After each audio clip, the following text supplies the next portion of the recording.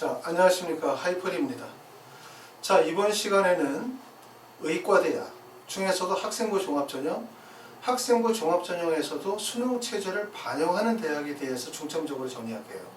지난 시간에는 학생부 종합전형에서 수능체제를 미반영하는 학교들을 정리했고, 이번에는 학생부 종합전형에서 수능체제를 반영하는 대학에 대해서 정리하도록 하겠습니다.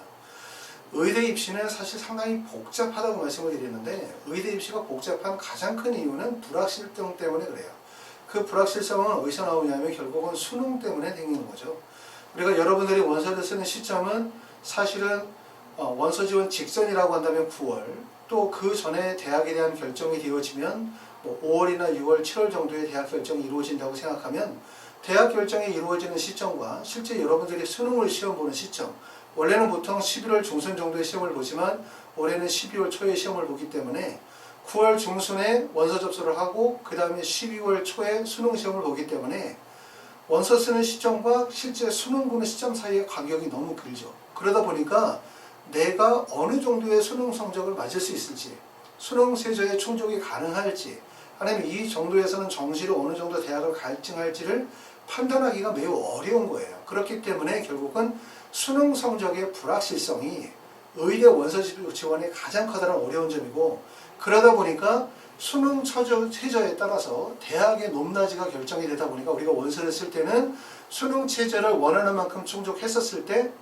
또는 원하는 만큼 최저가 안 됐을 때, 수능 최저 충족이 안 됐었을 때를 같이 겨누어 원서를 쓰다 보니까 원서 지원이 복잡해지게 되고, 그러다 보니까 의대도 원서 쓰게 되고 치대도 쓰게 되고 서울대나 연고대 공과기열의 원서를 쓰게 된다는 점이죠. 그리고 또 하나 혼란스러운 거는 뭐냐면, 아까 시간에도 말씀을 드렸었지만 정시에서는 의대의 서열이 존재할 수 있어요. 동일한 수능이라는 시험을 보고 난 다음에 표준점수나 100분의 1을 활용을 해서 대학의 원서 지원이 가나다군으로 이루어지니까.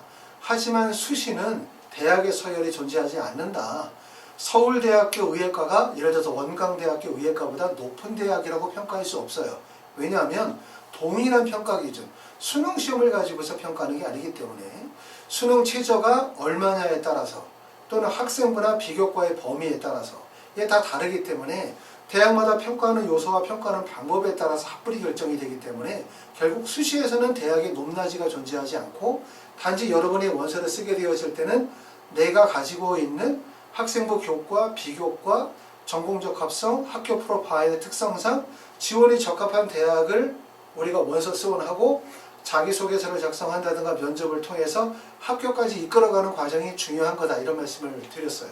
그렇기 때문에 의대 입시는 매우 복잡하고, 특히 그 중에서 어려운 게 바로 뭐냐면 이번 시간에 말씀을 드리게 된 학생부 종합전형 중에서 수능 체제를 반영하는 대학에 대한 부분이 매우 어렵다라는 점입니다. 자, 그럼 이제 하나씩 세부적인 내용에 대해서 한번 보도록 하겠습니다. 먼저 수능 체제를 반영하는 대학들 중에서 아까 시간에는 우리가 첫 번째는 학생부 종합전형에서 수능 체제를 미반영하는 대학에 대해서 정리를 했고요. 그 다음에 이번 시간에는 학생부 종합전형에서 수능 체제를 반영하는 대학에 대해서 정리를 해보는데, 자, 올해 들어서 나타나는 현상들은 수능 최저 학력 기준을 완화하는 방법이에요. 완화하는 방법은 4개 영역 등급합이 5였던 거를 3개 영역 등급합으로 5로 바꾸거나, 아니면 과탐을 2개 과목 반영하다가 과탐 과목을 하나를 반영한다든가, 과탐 2과목 평균에서 아니면 2과목 그 다음에 소수점 이하 절사를 둔다든가 라고 해서 우리가 수능 최저 학력 기준을 완화하게 되어지는데, 수능 최저 학력 기준을 완화한다는 것은 결국 수능의 영향력이 완화된다. 수능의 영향력이 완화되면 어떻게 되죠? 결국은 학생들의 수능 최저 충족 비율이 높아지게 되죠. 충족 비율이 높아지게 되어지면 나타나는 형상은 합격생들의 내신 평균 컷이 올라간다는 거예요.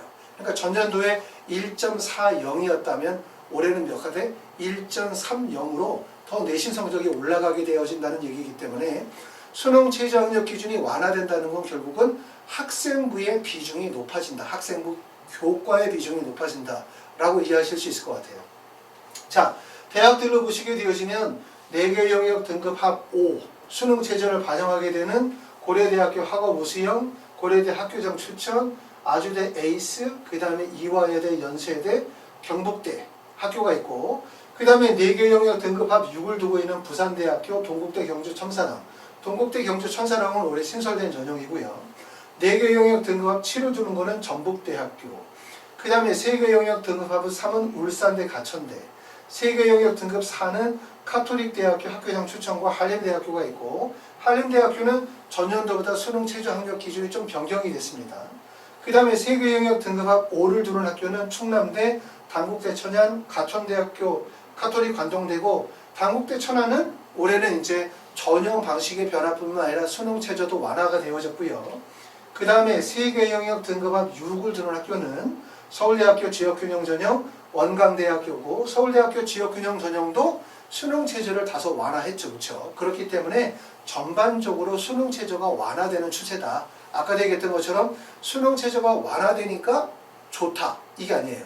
물론 수능 체제가 완화되는 부분의 좋은 부분들은 수능 체제 충족이 가장 어려웠던 학생들은 수능 체제가 조금 완화되면 좋은데, 나타나는 현상은 수능 체제가 완화되어지면 첫 번째는 경쟁률이 높아져요. 경쟁률이. 두 번째는 수능 체제 충족 비율이 높아질 수밖에 없고, 수능 최저 충족 비율이 높아지게 되면 합격 컷이 상승하게 된다는 거기 때문에 결국 장점만 있는 것은 아니다.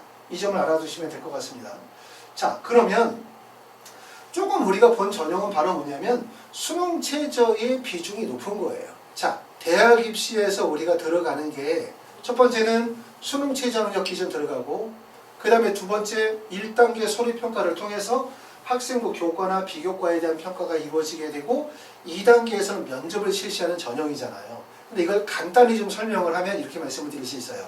수능 최저 학력 기준이 4개 영역 등급합이 5이거나 3개 영역 각 3과 같이 수능 최저 비율이 높은 학교는 의대 입시에서 수능이 차지하는 비중이 약 70%다. 이렇게 표현하자면 수능 최저가 비교적 좀 낮은 학교, 4개 영역 등급합이 6이거나 7이거나 3개 영역 등급합이 5이거나 6인 학교와 같은 학교는 수능 최저 비중이 낮은 거죠. 위에 있는 학교가 70이라면 밑에 있는 학교가 40% 정도 되겠죠. 그러면 뭐냐면 수능 최저가 높은 학교는 수능의 비중이 70%고, 학생부 교과, 비교과, 전공적합성, 학교 프로파일과 같은 것들이 약 30% 비중을 차지하는 거예요. 학교 프로파일이라는 것은 표현을 하자면 이런 거죠. 학생이 다니고 있는 고등학교의 학업 우수성. 학업 우수성은 어디에서 드러나냐면 고등학교의 유형에서도 드러나고, 고등학교의 대학 진학률에서도 드러나고, 고등학교에서 진행하는 동아리 활동이라든가 또는 학교 특색 사업들, 또 학교에서 진행하는 각종 대회를 보게 되어지면 그 학교의 프로파일이나 우수성에 대한 부분들을 확인하실 수가 있어요.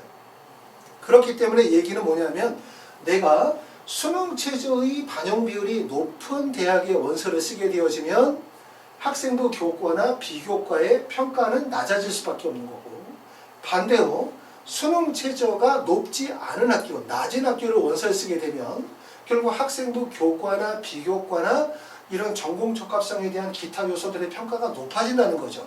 그러니까 결국은 원서를 쓰게 되어질 때 어떤 거냐면 내가 만약에 수능 최저의 높은 수능 최저 충족은 가능하지만 교과나 비교과의 우수성이 높지 않다라는 학생은 여기에.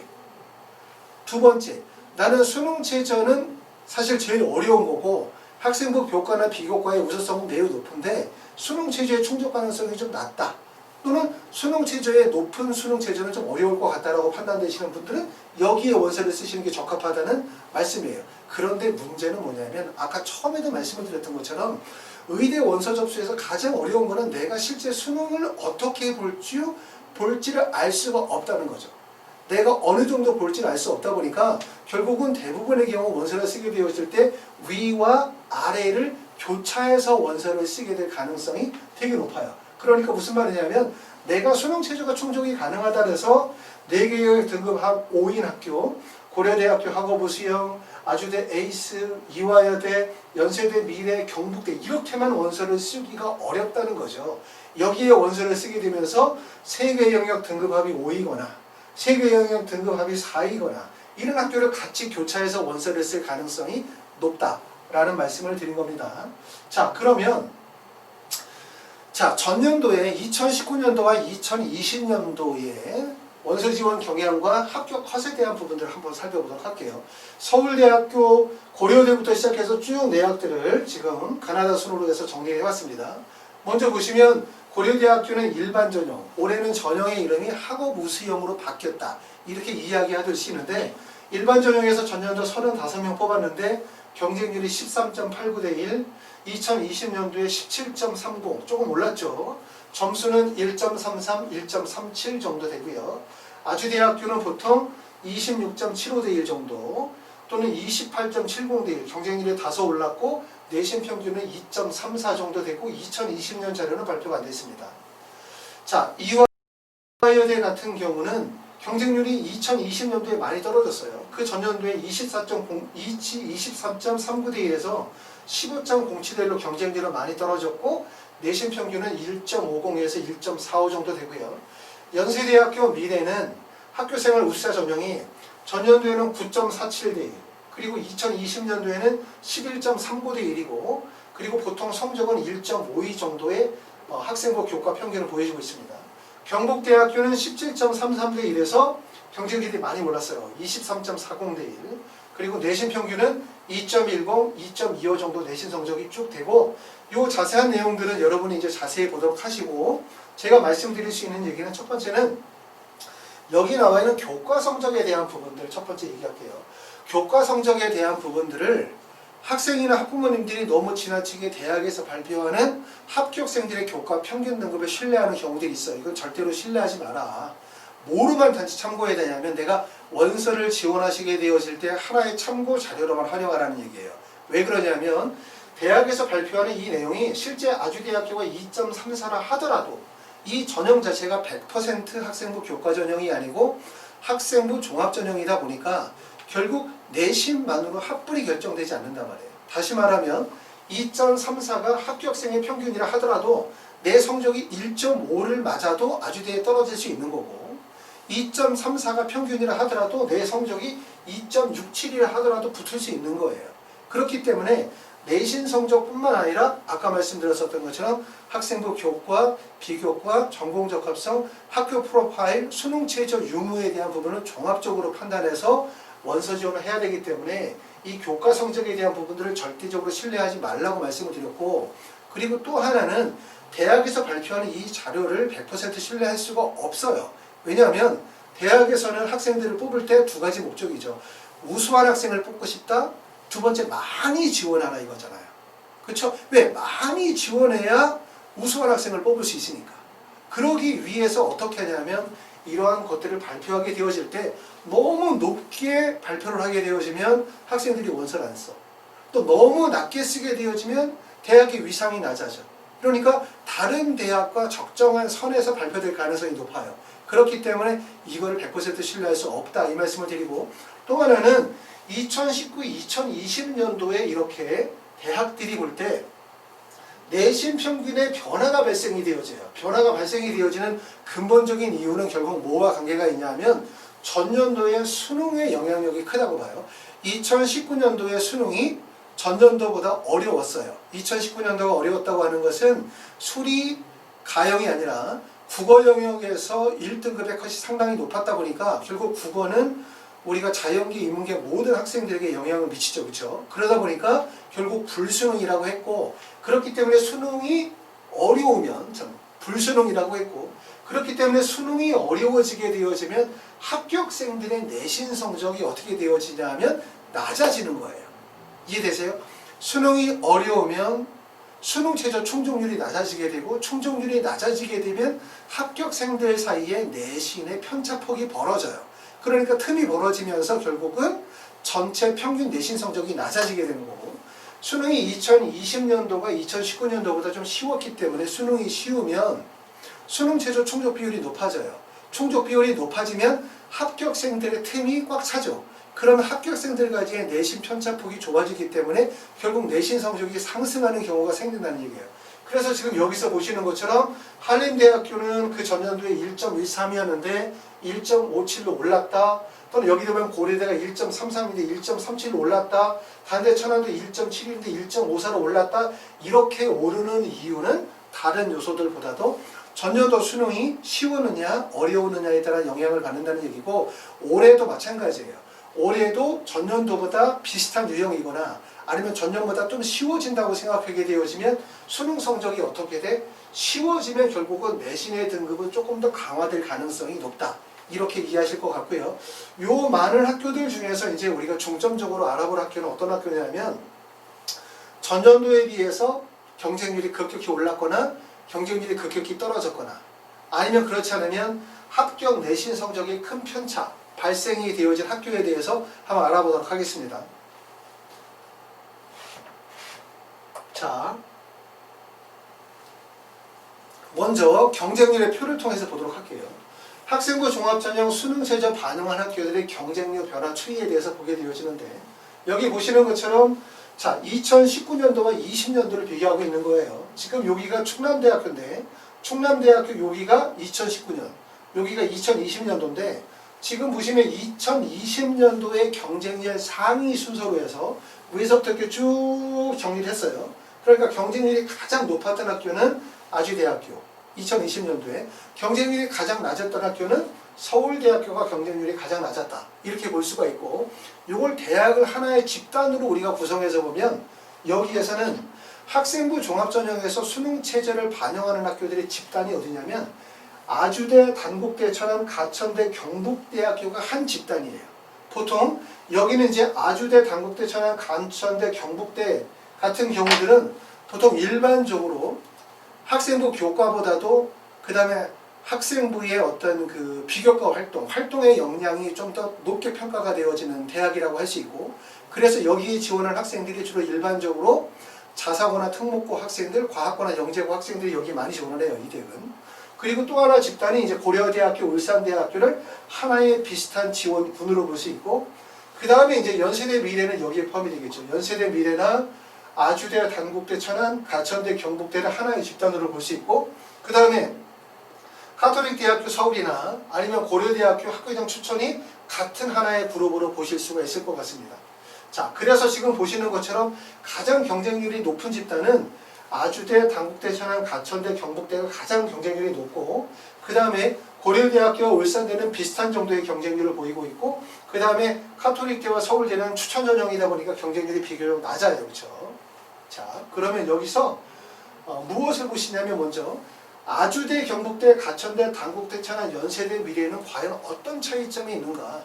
의대를 원서를 쓰려고 하는 학생들 중에서 아주대, 경북대, 가천대, 단대, 천안, 연세대, 미래를 한 번쯤 생각해보지 않은 사람은 아무도 없을 거예요. 사실 여기가 누구나 한 번쯤 다 거쳐가거나 누구나 한 번쯤 원서 지원을 생각하는 대학들 중에 하나이기 때문에 가장 관심이 집중이 되어지는 대학들의 집단이고, 그러다 보니까 경쟁률이 매우 높죠. 자, 요 5개 대학에 대해서 한번 정리를 해보면, 5개 대학의 가장 큰 특징은 뭐냐면, 첫 번째, 연세대, 경북대, 가천대, 단대, 천안, 연세대, 미래에서의 가장 큰 특징은 바로 뭐냐면, 연세대, 미래는 수능 전에 면접을 본다는 게 가장 큰 특징. 그러니까 이 대학은 위에 있는 4개 대학과는 다른 거예요. 수능 전에 면접을 보니까 어떻게 됩니까? 경쟁률이 그 전년 학교들보다 경쟁률이 상당히 낮죠. 여기가 거의 28.70대 1이고 여기 11대 1이면 한 3분의 1 정도의 경쟁률이 나오는 거기 때문에, 여기서 우리가 아실 수 있는 점들은 뭐냐면, 의대 합격하는 좋은 방법 중에 하나는 수능 전에 면접을 보는 학교를 공략한다. 그런데 그러려면 무슨 문제가 생기냐면, 내가 수능이 조기 완성이 되어 있어야 돼요. 지금 이 시점에서 수능 성적에 대한 어느 정도 자신감이 있어야만 실제 이 면접을 보는 학교에 원서 지원이 이루어질 수 있는데, 면접을 보는 학교에 원서를 쓰려고 하면 1차 발표 나고, 그 다음에 다시 또 면접 준비해야 되고, 대학에 가서 시험도 봐야 되고, 그 다음에 학습 부분함이 상당히 뒤따르게 되기 때문에 쉽게 학생들이 원서를 쓸 수가 없어요. 그런데 꼭 아실 점들은 뭐냐면, 연세대학교 미래 면접이 그렇게 쉬운 면접은 아니지만 사실상 합격의 가장 결정적인 요소는 면접이 아니다. 합격의 가장 결정적인 요소는 결국 수능 체제가 충족이 되느냐 안 되느냐가 가장 중요한 요소라는 사실을 알 수 있어요. 그렇기 때문에 내가 만약에 수능 체제의 충족 가능성이 있고 자신이 있다면 연세대학교 미래의 원서를 써보는 게 나쁘지가 않아요. 자, 그리고 5개 대학의 가장 큰 공통점을 보면, 지금 보시는 것처럼 내신 성적의 차이를 보시게 되면, 자, 단국대학교 천안 같은 경우는 보통 1.72, 1.94 정도의 내신 성적. 자, 2019년도에는 1.71이었고 2020년도에는 평균 성적이 1.94라고 발표를 했고요. 그 다음에 가천대학교는 1.8, 2.2, 경북대는 2.10, 2.25, 아주대학교는 2.07에서 2.34가 되어지기 때문에 여기서 보여지는 합격생들의 내신 등급에서 보여지는 것은 이 대학들은 교과 중심의 대학은 아니다.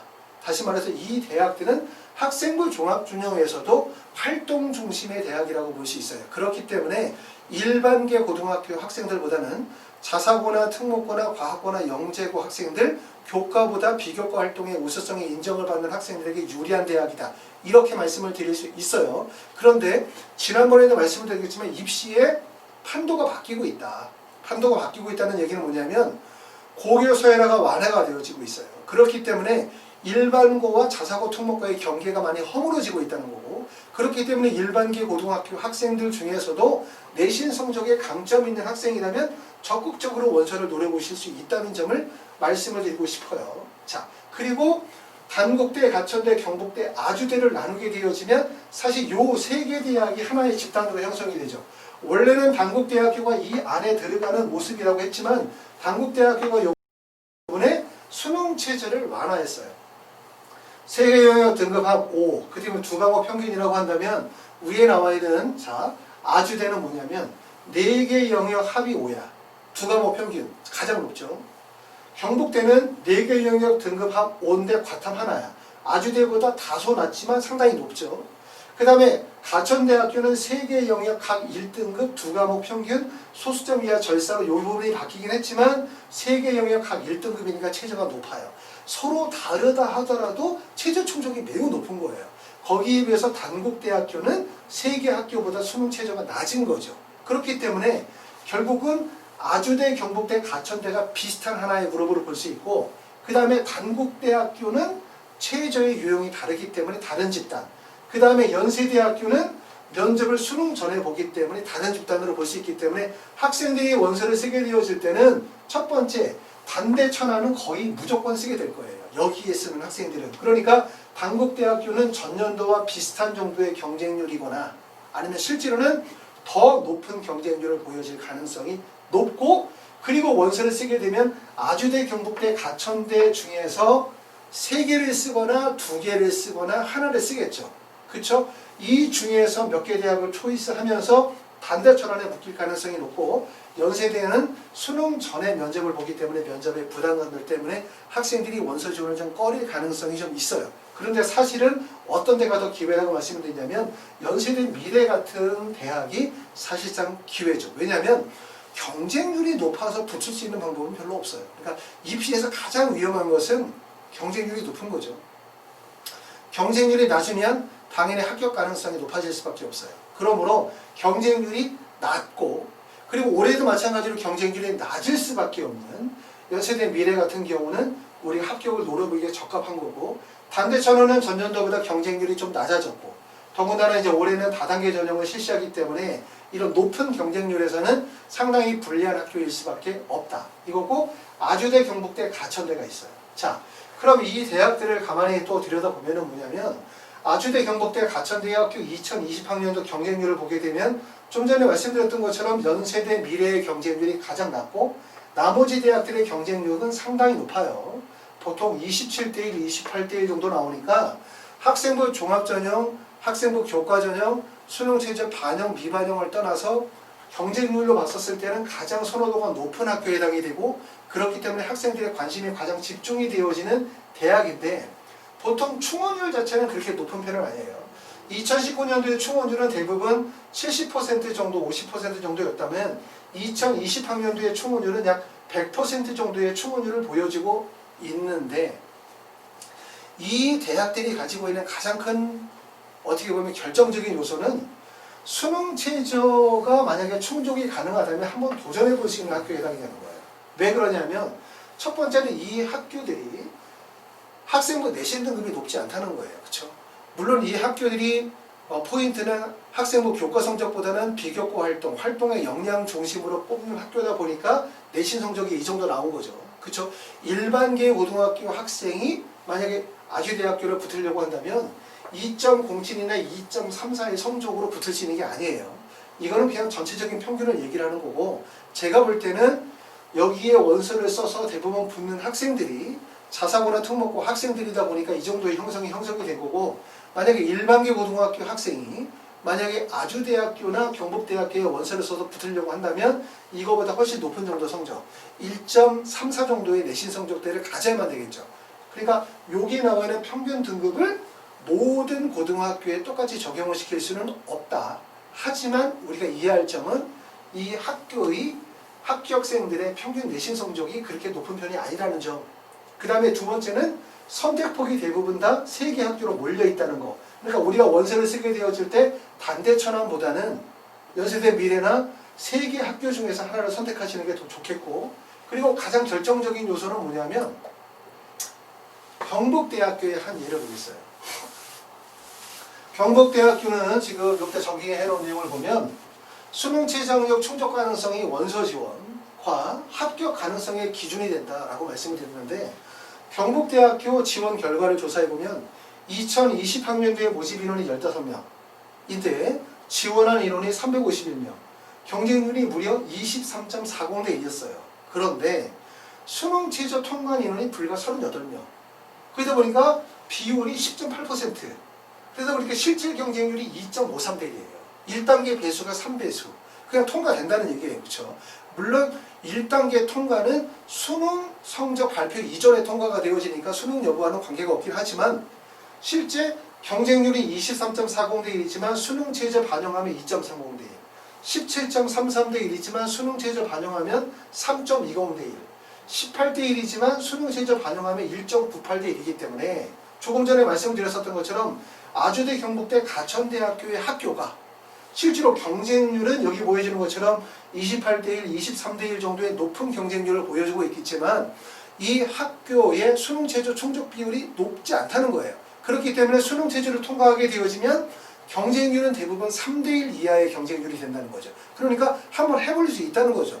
3대 1의 경쟁률에다가 더군다나 수능 충족 비율, 수능 충족 비율에다 다른 대학으로 합격해서 빠져나갔었을 때 충원되어지는 비율들이 여기 보시는 것처럼 106%나 110% 정도 되어지면 결국 3대 1에서 한 명 붙고 그리고 한 명 정도는 충원해서 빠져나가고, 그러니까 마지막 한 명만 떨어지는 거기 때문에 결과적으로 합격 가능성이 매우 높아짐을 알 수 있어요. 물론 모든 대학교의 수능 최저 충족 비율이 경북대학교하고 동일한 건 아니에요. 대부분의 대학의 수능 최저 충족 비율이 보통 한 30% 정도일 거라고 추측이 되어져요. 경북대는 좀 낮은 편이고 아주대나 가천대나 나머지 대학들의 수능 최저 비율이 약 30% 정도일 거라고 가령을 하면, 조금 전에 말씀드렸던 것처럼 만약에 내가 경쟁률이 24대 1이라 하더라도 수능 최저 충족 비율이 약 30% 정도 되어지면 실제 경쟁률은 3대 1에서 4대 1 정도의밖에 경쟁률이 되지 않는다는 거예요. 그렇기 때문에 결국은 2단계 면접을 통해서 충분히 극복 가능하다라는 얘기이기 때문에 조금 전에 말씀을 드렸었던 것처럼 지금 아주대, 경북대, 가천대, 단대천안, 연세대학교의 원서 지원에서 가장 핵심은 바로 뭐냐면 수능 최저 충족 가능성. 그리고 더군다나 그것도 수능 최저가 높게 형성이 되어져 있는 대학일수록 합격 가능성이 높을 수밖에 없어요. 지금 가장 낮은 학교라고 할 수 있는 단국대학교 천안은 수능 최저가 3개 영역 등급 합이 5니까 학생들의 수능 최저 충족 비율이 높아지겠죠. 충족 비율이 높아지면 경쟁자가 많아지고 그러면 결국은 내신의 성적이 올라갈 가능성이 높아요. 그렇기 때문에 내가 만약에 수능 최저의 충족 가능성이 높다라고 한다면 수능 최저가 높은 학교일수록 훨씬 더 유리한 거예요. 높은 학교라고 한다면 결국은 아주대, 경북대, 가천대 정도가 되겠죠. 그러니까 내가 일반계 고등학교 학생인데 나는 내신 성적은 그렇게 좋지 못해. 일반계 고등학교 학생인데 내신 성적이 막 1.3, 1.4, 1.5야. 그러면 1.3, 1.4, 1.5로 해서 학생부 교과 전형으로 가기 어렵고 학생부 종합 전형에서도 일반계 고등학교 학생들을 대상으로 하는 대학에서 경쟁력이 없어요. 왜? 일반계 고등학교 학생들끼리 경쟁하면 다 내신 좋은 애들끼리 경쟁하니까. 그럴 때는 아주대나 경북대, 가천대 같이 자사고나 특목고 학생들이 몰리는 구간으로 원서를 쓰게 되어지면 1.4라 하더라도 높은 내신대가 되고, 그리고 여기서 수능 체제를 충족할 수만 있다면 실질 경쟁률은 3대1 이하의 경쟁률이 되는 거예요. 그리고 또한 자사고나 특목고나 과학고 영재고 학생들 입장에서 볼 때는 이 대학들이 자녀분이 다니고 있는 고등학교나 고등학교 유형들에 대해서 높은 점수를 주거나 선호한다는 의미이기 때문에 수능 체제를 충족하게 되어지면 합격 가능성이 매우 높아진다는 걸 의미하고 있는 거죠. 왜냐하면 대학들이 만약에 2개나 3개가 있으면 이런 것들을 나눌 수 없지만 전국에 있는 38개 의과대학에서 동시에 원서 지원을 하다 보니까 결국 그 안에서 학생부 교과, 학생부 종합전형도 나눠지는 거고 또 그 안에서 학교들이 교과 반영 비율이 높은 학교도 있고 활동의 역량을 높게 두는 학교들도 있는 거예요. 그렇기 때문에 내가 다니고 있는 고등학교나 나의 스펙에 적합한 대학과 전형을 선택하는 것은 되게 좋은 입시 방향이다 라고 볼 수 있고, 그리고 아까도 말씀드렸지만 올해 입시는 여러 가지 변화가 있다. 그 변화를 통해서 입시의 판이 바뀌고 있다는 거예요. 그렇기 때문에 전년도에 원서 지원했었던 패턴, 우리가 알고 있는 구조로만 접근하지 말자 라는 얘기를 말씀을 드리고 있습니다. 자, 다음으로는 이제 울산대 고려대가 있어요. 울산대 고려대는 참 애매한 학교라고 할 수 있어요.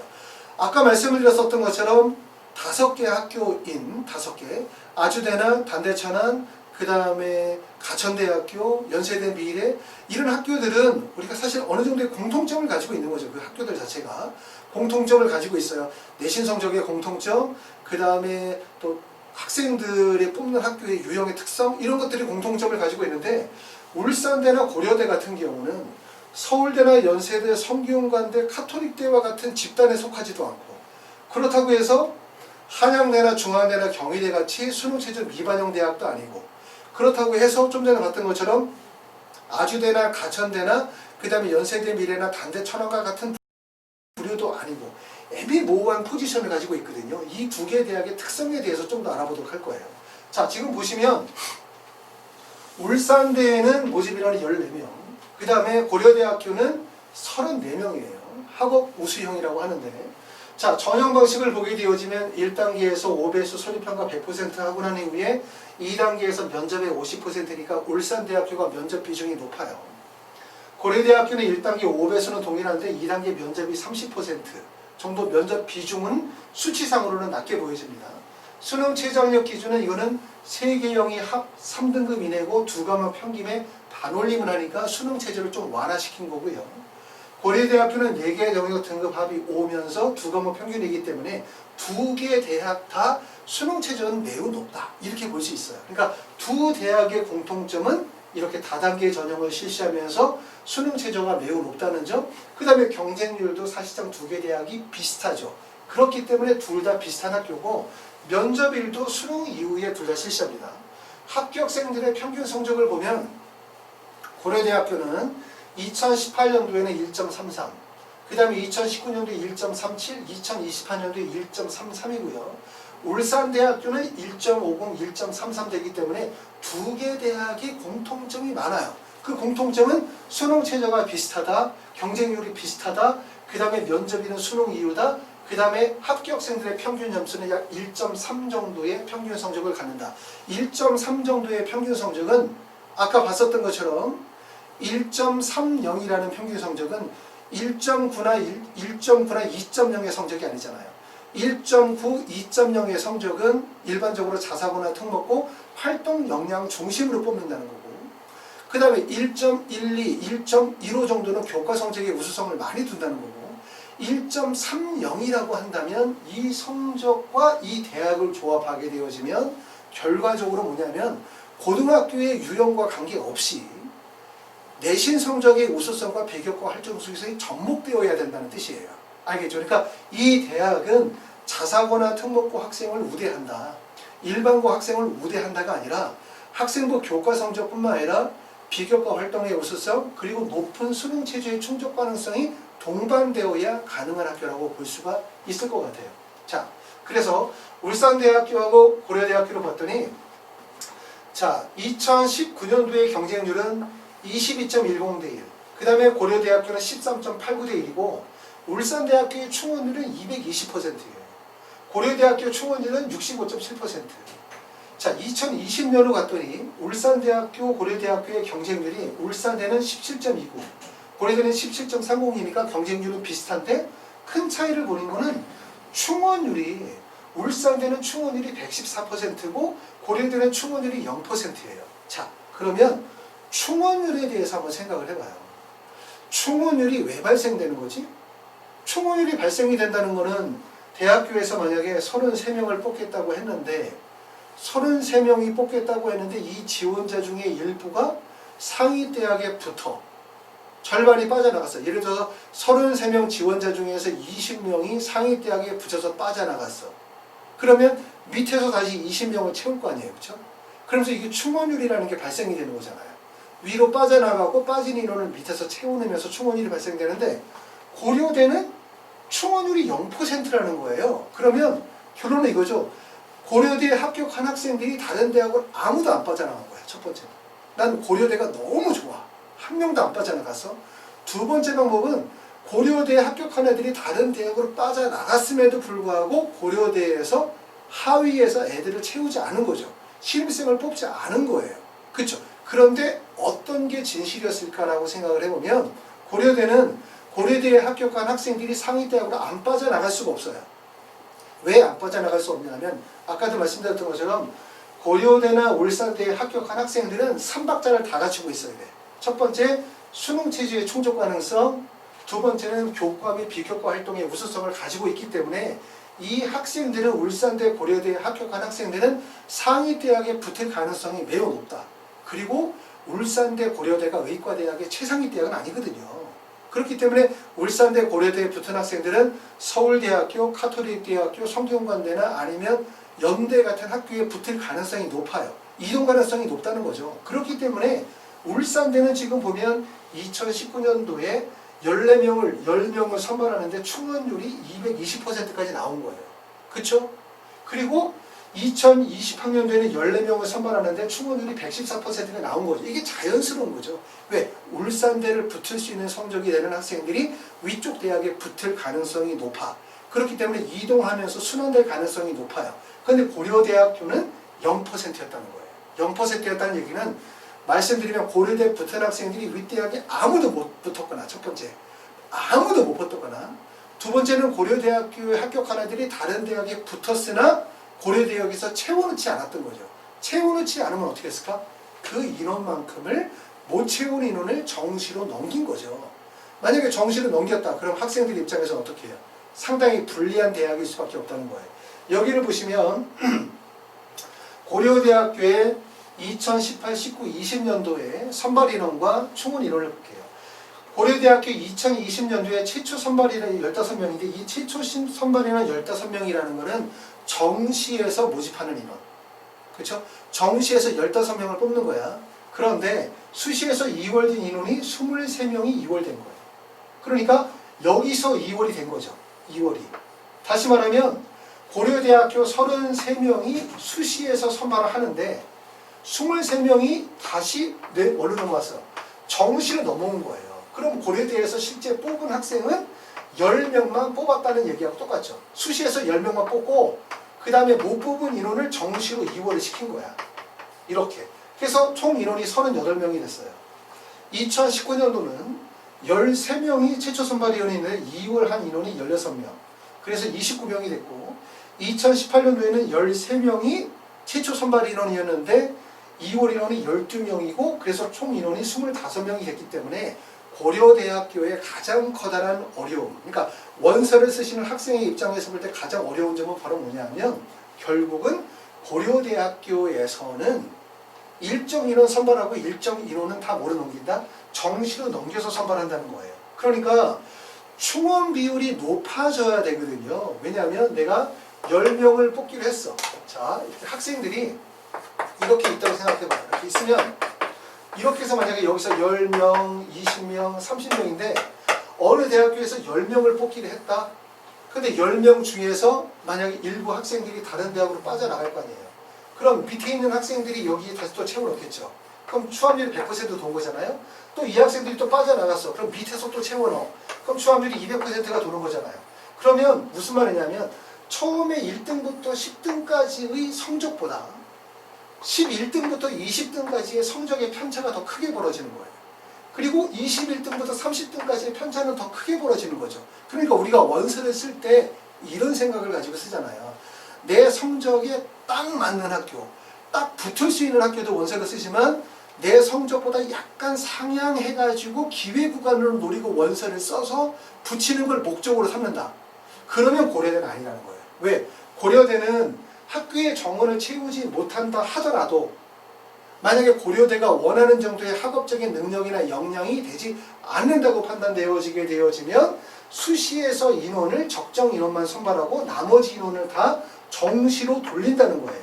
그렇기 때문에 만약에 여러분이 고려대와 울산대 두 개 대학 중에 하나를 고민하면 사실은 울산대가 훨씬 더 유리한 학교죠. 왜?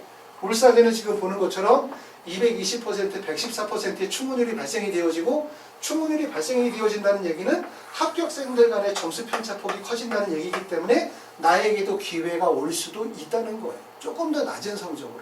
그런데 고려대는 그렇지 않고 그리고 또 하나는 고려대는 올해 보여지는 수능 최저학력 기준에 대한 부분이 전년도와 달라지는 부분이 없어요. 대부분 대학들이 이렇게 수시 2월 비중이 크게 발생이 되어진다라고 하면 가장 먼저 손을 보는 게 바로 뭐냐면 수능 최저학력 기준을 완화시키죠. 그 전년도에 원광대학교가 수시에서 정시로 2월 되는 인원이 급격하게 늘게 되어지면서 수능 최저학력 기준을 완화시켰고 완화시키게 되어지면서 결국은 수시 선발 인원을 대부분 수시에서 선발하다 보니까 정시 2월 인원이 0명이 됐어요. 서울대학교가 지금 올해 지역균형 전형에서 수능 체제를 완화하는 조치는 서울대학교 지역균형 전형의 등록률이 약 75%밖에 안 나오기 때문에 결국은 학생들을 다 선발을 못한다는 거예요. 수능 체제가 충족이 안 되기 때문에. 이런 경우에는 대학들이 조치를 취하죠. 어떤 조치? 수능 체제를 완화한다. 근데 고려대는 지금 보는 것처럼 수시에서 정시로 2월 되는 인원이 적지 않은 인원이 계속 발생됐음에도 불구하고 수능 체제의 완화를 이루어지지 않다. 수능 체제를 완화시키지 않았다는 것은 뭐냐면 올해도 마찬가지로 실제 모집 인원은 34명이지만 이렇게 생각하면 돼요. 실제 뽑는 인원은 15명밖에 안 뽑는다. 실제 인원은 20명밖에 안 뽑는다 이렇게 생각하셔야 되고 울산대는 뽑는 인원이 14명이라고 되어져 있지만 이게 충원율 100%를 생각하면 여기다 14명을 더하면 실제로 28명을 뽑는 거기 때문에 울산대학교의 선발 인원이 고려대보다 선발 인원이 훨씬 더 많다라고 이해하실 수 있어요. 울산대학교는 지금 보면 2020, 19, 18년도에 수시에서 정시로 2월 되어진 인원을 보면 2020년도에 정시 2월 인원이 0명이야. 2019년도에 1명이야. 2018년도에 0명이기 때문에 사실 울산대는 학생들의 성적과 관계없이 인원을 수시에서 뽑겠다고 되어져 있던 14명의 인원을 가급적인 다 선발한다는 거죠. 그렇죠. 그렇기 때문에 학생들 입장에서 볼 때는 울산대의 원서 지원이 훨씬 더 기회가 될 가능성이 높다. 이거고 두 개 대학의 가장 큰 차이는 바로 어디 있냐. 결국은 수시에서 정시로 2월 하는 이 방법, 대학에서 학생들을 선발하는 선발 원칙, 정책의 차이가 있다라고 볼 수가 있고 실질적으로 뽑는 인원은 결국은 울산대학교가 고려대학교보다 더 많은 인원을 선발하게 되어진다라고 보시면 될 것 같습니다. 자, 그 다음에 이제 그래서 이제 고려대학교 일반 전형 의과대학에서 좀 의문이 들죠. 왜냐하면 이렇게 학생들이 고려대학교가 과연 학생들을 그렇게 많은 인원을 정시로 이월하는 이유가 수시에서 정시로 이월하는 이유는 이거거든요. 아까 말씀드렸던 것처럼 첫 번째는 수시에서 정시로 이월하는 이유는 인원을 못 채우니까 이월을 시킬 거잖아요.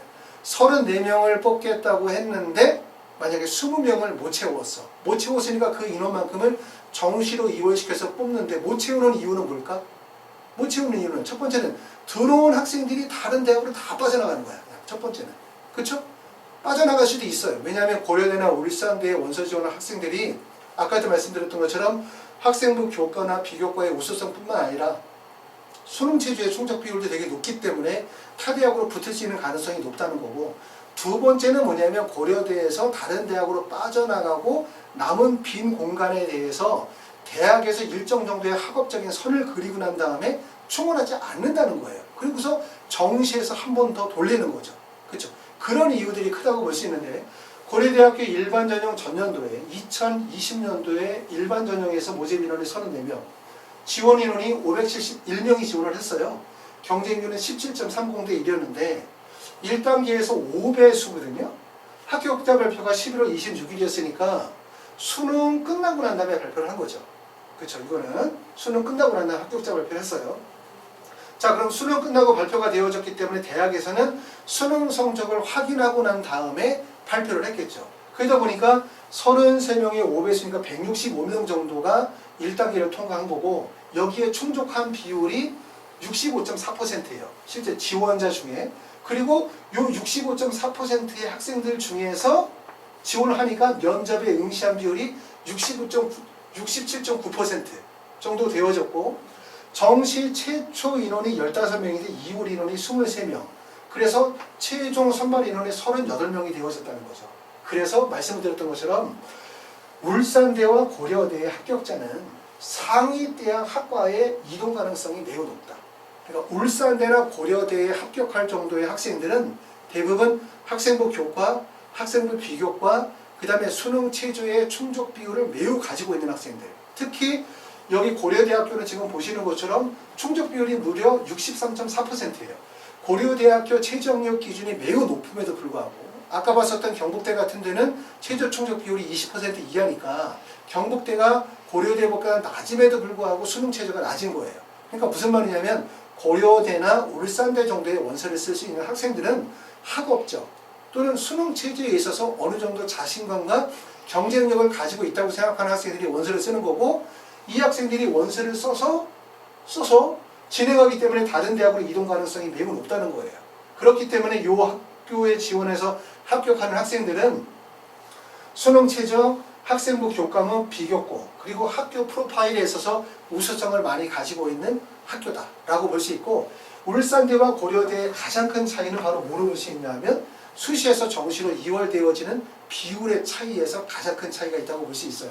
그렇기 때문에 울산대가 고려대보다 사실상 선발 비율이 더 많은 학교다라고 보시면 될 것 같습니다. 자, 다음으로 한림대학교, 원광대, 충남대를 정리할게요. 자, 지금 보면 한림대학교 사실 참 되게 애매한 학교라고 말씀을 드릴 수 있어요. 왜냐하면 한림대학교는 전체적으로 의대 레벨에서 보면 약 한 중간 정도 레벨이라고 보거든요. 그러니까 정시에서 볼 때는 한림대학교가 뭐 순천향대, 한림대학교, 연세대 미래, 과천대 비슷한 정도의 의대로서 상당히 평가가 좋은 의대라고 할 수 있는데 한림대학교가 좀 다른 경향을 보여줘요. 지금 보시면 한림대학교가 이번에 선발 인원이 23명을 선발하게 되고 전년도 경쟁률이 11점대예요. 11. 그러니까 이게 좀 이해가 안 되는 게 면접일은 수능 이후에 면접을 보는데 그 전년도에 봤더니 그 전년도의 경쟁률이 20.31대 1이거든요. 그런데 2020년 가서 경쟁률이 급격하게 떨어져서 11.00대 1로 경쟁률이 떨어졌어요. 그러니까 한림대학교가 2019년도에는 20.31대 1이었는데 2020년도에 경쟁률이 반토막이 났다. 11대 1이 됐다, 경쟁률이. 왜 이렇게 됐을까? 이해가 안 된다는 거죠. 왜? 한림대학교는 학생들이 선호하지 않는 대학이 아니니까. 그쵸? 그 이유는 바로 어디에 있었냐면 한림대학교에서 발표한 높은 내신 등급에 있다고 생각해요. 2019년도에 한림대학교의 내신 등급이 1.13이었어요. 이해가 잘 안 되는 게 이 전형은 한림대학교 학교생활 우수자 전형은 학생부 종합전형이거든요. 학생부 종합전형은 어찌됐든 비교과의 역량의 범위를 크게 보는 거기 때문에 아까 봤었던 아주대나 가천대나 단대 천안이나 연세대 미래처럼 합격생들의 내신 등급이 2등급에 가까운 등급이 아니라 하더라도 최소한 한림대학교 학생부 종합전형의 합격생의 평균은 1.5나 1.6 정도의 내신 성적이 나와야 함에도 불구하고 2019년도에 1.13 정도의 내신 성적이 나오니까 문제는 누가 여기다 원서를 써? 그렇죠? 원서를 쓰기가 어려운 거죠. 내신 성적이 평균 성적이 너무나 높아. 거기에다가 경쟁률도 낮은 편이 아니야. 그러니까 학생들이 원서를 안 쓰는 거예요. 그러다 보니까 어떻게 됐어? 그러다 보니까 학생들이 원서를 안 쓰니까 경쟁률이 떨어지고 경쟁률이 떨어지니까 그 안에서 합격생을 뽑다 보니까 어떻게 됐냐 하면 결국은 내신 등급이 1.57로 급격하게 올라간 거죠. 이렇게 급격하게 올라가니까 한림대학교에서는 그 전까지만 하더라도 보시는 것처럼 수시에서 정시로 이월되어지는 인원을 보면 보통 대부분 2018, 2019년도에는 정시에서 수시로 이월되는 인원이 1명이거나 0명 정도로 해서 사실상 대부분 수시에서 선발하겠다는 학생들을 다 뽑았죠. 그러니까 대학에서는 수시에 원서 쓴 애들이 그냥 만족스러웠어. 내신 성적 되게 우수한 학생들이고 수능 제도도 통과했으니까 어느 정도 학업 우수성이 있다고 생각해서 뽑았는데 2020년도에 들어서 전년도에 비해서 전년도에 비해서 경쟁률이 반토막이 나고 그리고 지원한 학생들의 내신 성적이 1.13에서 1.57 정도로 내신 성적이 좀 많이 낮아진 거죠. 낮아지다 보니까 대학에서 어떻게 됐냐면 최초 인원이 정시가 38명이었는데 무려 수시에서 이월된 인원이 20명이 이월이 된 거예요. 그래서 58명이 됐다는 거죠. 그러니까 결국은 대학에서 일정 성적 이하로는 안 뽑았다는 거지. 얘기가. 그러므로 여기서 보여지는 점들은 뭐냐면 우리가 한림대학교의 2020학년도의 결과만 보면 내신 성적 1.57의 내신 성적 그 다음에 경쟁률 11대 1의 경쟁률 요 두 가지를 딱 보면 구미가 확 땡기죠. 왜냐하면 경쟁률도 낮지 내신 성적이 1.57 되어지니까 내신 성적도 다른 학교들보다 좀 낮은 편이지 대학에 대한 선호도가 있지. 그러니까 원서 쓰기 쉽죠. 하지만 우리가 명심해야 될 점은 뭐냐면 이거는 한림대에서 원하는 게 아니라는 거예요. 어디에서 그게 보여지냐면 한림대학교 2020학년도 수시에서 정시로 이월이 되어진 인원을 보게 되면 무려 20명의 인원이 수시에서 정시로 이월이 되어졌다는 얘기는 그만큼 대학이 일정 선을 정하고 난 다음에 수시에서 채우지 못한 인원을 더 이상 수시에서 뽑지 않고 정시로 넘겨서 선발했다는 의도를 가지고 있어요. 그러므로 한림대학교에 제가 생각할 때 올해 내신 성적은 1.57이 아니라 올해 같은 경우는 1.30 이내 정도의 내신 성적을 가져갈 가능성이 높다. 그러므로 한림대학교는 좀 다른 학교인 것 같아요. 제 생각으로는. 자, 앞으로 넘어가서 보면 우리가 일반적으로 여기 보였었던 것처럼 한림대학교에 비슷한 정도의 의과대학이 어디냐라고 얘기하면 보통 일반적으로 아주대, 단대천안, 가천대, 경북대 그 다음에 연세대 미래나 한림대학교 정도를 비슷한 정도의 대학으로 볼 수 있을 것 같아요. 물론 뭐 아주대학교 다니시는 분 입장에서 볼 때는 아주대 가장 좋다고도 얘기하고 또 뭐 경북대 다니시는 분은 경북대 가장 좋다고도 말할 수 있지만 입시에서 볼 때 일반적으로 볼 때는 비슷한 정도의 상위 대학이라고 보는데 다른 점은 뭐냐면 아주대, 가천대, 단대천안, 경북대학교는 대부분 활동 중심의 역량의 평가를 높게 하고 있기 때문에 실제 합격생들의 내신 평균 등급이 1점대 후반대에서 2점대 초반대를 형성하고 있다는 얘기네요. 한림대학교는 학생부 종합전형임에도 불구하고 2019년도의 성적이 1.15, 단 2020년도에는 1.57로 치솟았지만 실제로 대학에서 전년도와 다르게 수시에서 정시를 20명 정도를 이월시켜서 수시에서 선발하지 않았다는 얘기거든요. 그렇기 때문에 결국은 이 대학은 이쪽에 있는 대학들과는 다른 방향이다라고 볼 수 있어요. 그러니까 여기에 대학들은 대부분 활동 중심의 역량을 평가한다라고 보면 여기는 활동 역량 플러스 뭐를 보냐면 고과의 비중을 높게 부는 학교다. 이렇게 보기 때문에 그냥 간단히 말하면 내신 성적 우수한 일반계 고등학교 학생들에게 유리한 대학이 한림대학교다. 이렇게 보실 수 있을 것 같습니다. 자, 다음으로 넘어가서 아까 하던 얘기를 계속 이어서 진행해보도록 할게요. 그래서 우리가 한림대학교는 특히 주의할 점이 있는데 자, 꼭 우리가 아실 점들은 뭐냐면 학부모님들도 그렇고 학생들도 그렇고 대학에서 발표한 자료를 너무 믿어. 대학에서 발표한 자료를. 그리고 우리가 자료를 볼 때는 항상 본인 스스로가 분석을 해야 되는 거거든요. 그러니까 다른 사람들이 통계를 만들어서 보여주는 자료를 그대로 믿게 되어지면 전달자의 의도에 의해서 대부분 다 섞게 되는 거예요. 그러니까 여러분들이 직접 통계와 자료들을 분석을 하면서 하나하나의 의구심을 갖고 그것을 이해하려고 노력을 하다 보면 결국은 입시의 큰 틀에서 전반적인 이해를 하실 수가 있어요. 그렇기 때문에 여러분이 꼭 하지 말아야 되는 건 뭐냐 하면 대학에서 발표하는 입시 결과를 가지고 움직이시면 안 돼요. 틀림없이 이러한 결과를 보면서 입시 컨설팅을 하시는 분들이거나 고등학교나 또는 담당하시는 분들은 한림대학교를 추천하시는 분들도 계실 수 있어요. 한림대의 경쟁률이 낮다는 부분이나 아니면 내신 등급이 높다라는 이유들이 원서 지원에 되게 유리한 점이라고 말씀을 드리시는 분들도 계시지만 항상 말씀을 드리지만 원서 지원에는 두 가지 패턴이 있다. 하나는 2019, 2022, 2022년이 돼도 경쟁률의 변화가 없는 안정된 구간이 있고 그 다음에 해마다 경쟁률이 파도를 치는 기회 구간이 있어요. 그렇죠? 올랐어요. 경쟁률이 높아. 그럼 그 다음 연도에는 경쟁률이 반드시 낮아지게 되죠. 왜? 경쟁률이 높고 내신 등급이 높으면 학생들이 원서 지원을 기피하거든요. 그게 바로 어디에서 나타나서 한림대학교 2019년도에 나타났던 현상이에요. 그러고 난 다음에 그 다음 연도에 경쟁률이 낮아지고 합격생들의 내신이 낮아지게 되어지면 그것만 보고 기회라고 생각하고 애들이 몰려들죠. 그럼 경쟁률이 다시 높아지게 되고 내신이 또 높아질 수밖에 없는 거예요.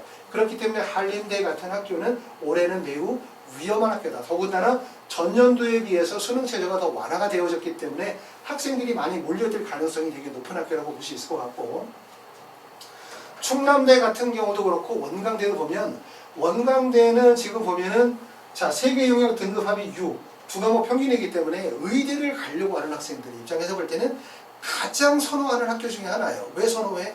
첫 번째는 의대를 가려고 하는 학생들이 선호하는 이유는 첫 번째는 수능 최저학력 기준이 낮으니까 세계 영역 등급 합이 6이니까 그냥 이렇게 발로 시험을 봐도 붙을 것 같아요. 느낌이. 첫 번째는 그 이유고 두 번째는 이 대학이 발표한 자, 합격생들의 평균 내신 성적이 1.4 정도거든요. 평균이 1.4라는 얘기는 평균에서 최저까지 벌어지게 되어지면 점수 편차가 더 벌어진다는 얘기이기 때문에 의대를 원서를 쓰려고 하는 학생들은 누구라도 원광대학교를 좀 쉬운 학교로 생각한단 말이에요. 쉬운 학교로. 그러다 보니까 원광대학교 2019학년도에 경쟁률이 13.8대 1이었어. 그런데 2020학년도에 경쟁률이 얼마 됐어? 20.6대 1로 경쟁률이 급격히 올랐죠. 2019년도에 내신 성적이 얼마였어? 1.4였었죠. 그런데 2020년도에 경쟁률이 얼마가 됐어요? 1.10이 된 거예요. 그렇죠? 그러니까 조금 전에 말씀을 드렸었던 얘기하고 똑같은 얘기예요. 우리가 입시 결과, 보여지는 입시 결과와 데이터에 현혹되면 절대로 안 된다. 절대로 현혹되면 안 된다. 그리고 수시에서의 의대는 대학의 서열이 정해져 있는 게 절대로 아니라고 얘기했죠. 원광대학교의 의대가 서울대 의대보다 낮은 대학이 아니야. 어떻게 보면 원광대 의대가 교과 내신 성적에서는 서울대 의대보다 더 높은 대학이거든요. 대학의 서열이 정해져 있는 건 단지 어디에서? 정시에서 그리고 여러분 마음속에서만 정해져 있는 거예요. 하지만 수시에서는 대학의 서열이 존재하지 않아요. 그렇죠? 그렇기 때문에 우리가 이렇게 보여지는 입시 결과의 데이터만 보고 그걸 가지고서 원서를 쓰게 되어지면 이러한 문제점을 알게 된다는 걸 아시고 작년도에 나타났었던 입시의 결과 경향을 가지고서 우리가 어떻게 원서를 쓸지에 대해서 생각해 보시는 시간이 됐으면 좋겠습니다. 자, 지금 보신 것처럼 원광대학교, 한림대학교, 충남대학교의 수시 2월 인원을 보시게 되어지면 원광대학교는 2018-19년도에 수시 2월 인원이 상당히 많았어요. 그래서 정시에서 32명 뽑겠다고 했는데 실제 2월 된 인원이 38명. 그러다 보니까 전체적으로 정시에서 뽑는 인원이 70명이 육박을 했는데 원광대학교가 2019년도 넘어가면서 2020학년도에 수능체제를 완화했거든요. 그러니까 수능체제를 완화한다는 것은 어떤 의미가 있냐면 수능체제를 완화한다, 수능체제의 영향력을 줄인다. 왜 줄인다? 수능체제를 못 맞추거나 수능체제에 문제가 있었다는 얘기예요. 그렇죠? 수능체제를 완화한 이유는 수능체제에 문제가 있기 때문에 수시에서 선발을 인원을 100% 선발을 못하니까 수능체제를 완화하는 거고 수능체제를 완화하면 수능체제 충족비율이 높아지고 충족비율이 높아지면 결국 내신이 강화되는 거예요. 그렇죠? 그러다 보니까 수능체제를 완화하면서 2020학년도에는 수시에서 0명 다시 말해서 수시에서 뽑겠다는 애들 다 뽑은 거예요. 정시를 2월에 쉽게 안다 보니까 정시 선발 인원은 32명이 된 거예요. 한림대학교는 2020년도에 문제가 있었던 거예요. 그 전년도에는 2월론이 거의 0명이거나 1명이었는데 2020년도에 20명이 수시에서 정시를 2월에 시켰죠. 그러니까 한림대는 다시 2021년도에는 2019년도의 체제로 돌아가려고 할 거예요. 아시겠죠? 그렇기 때문에 2020년도의 결과만 가지고 보시면 안 된다는 거고 충남대 같은 학교도 보면 수시에서 정시로 2월 되는 인원이 적지가 않아요. 2020년도에 보면 정시에서 최초 선발 인원이 14명인데 무려 10명 정도가 이월이 돼서 24명이 됐다는 얘기죠. 그래서 이 학교들의 공통점은 뭐냐면 충원율이 높지 않아요. 그러니까 한림대학교, 그 다음에 원광대학교, 그 다음에 충남대학교 학교들의 충원율이 높지 않다. 충원율이 높지 않다는 얘기는 지원하는 학생들이 다른 대학에 많이 붙는다, 못 붙는다? 못 붙는다. 그 얘기 뭐냐면 지원하는 학생들이 가지고 있는 경쟁력이 그렇게 높지 않다는 거예요.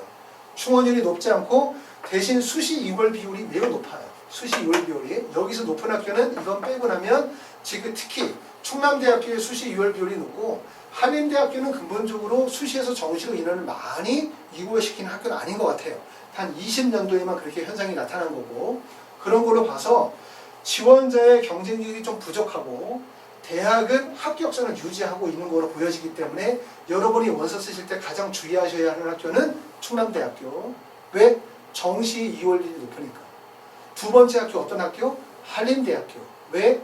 2020년도에 결과만 보고 원서를 쓰면 안 돼. 그 다음에 원광대학교 조심해야 돼. 왜 원광대학교를 조심해야 돼? 원광대학교가 2020년도, 2019년도에 내신 성적이 1.4 정도에 높지 않은 내신 성적과 수능 최저가 낮다고 생각하지만 결코 학교를 우습게 보면 안 된다는 거예요. 그러다 보니까 학생들이 몰리게 되고 결국은 내신이 1.1이라는 높은 내신 성적을 유지하게 됐어요. 물론 올해도 그 정도의 1.1의 내신 성적을 유지할 거라고 보이시지 않죠. 왜? 1.4에서 대학이 1.1 정도로 내신 성적이 높아지게 되어지면 그만큼 반대로 올해는 학생들이 원서 지원을 적극적으로 해야 안 해. 안 하죠. 그러니까 올해가 기회인 거예요. 이때가 기회가 아니라 이때가 기회인 거예요. 항상. 그래서 여러분이 만약에 올해 원서를 쓰게 되어질 때 어디로 원서를 쓰는 게 있냐면 경쟁률이 전년도에 낮았다가 높아진 대학이 기회고 전년도에 내신 등급이 1.4였다가 1.1이 된 학교가 기회인 거예요. 한림대처럼 전년도에는 1.13이었다가 1.57이 된 학교가 기회인 게 아니에요. 1.57이 된 학교는 대부분의 학생들이 또 몰리게 된다는 거죠.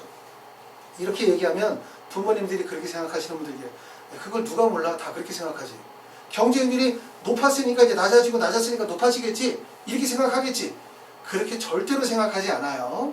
사람들이 원서를 쓸 때는 대부분 보여지는 데이터들을 그대로 믿고 직관적으로 접근하지 그렇게 복잡하게 생각하지 않는다는 점을 꼭 알아두실 필요가 있기 때문에 여러분이 원서를 쓸 때 이런 부분에 대해서 꼭 생각해 보실 필요가 있습니다.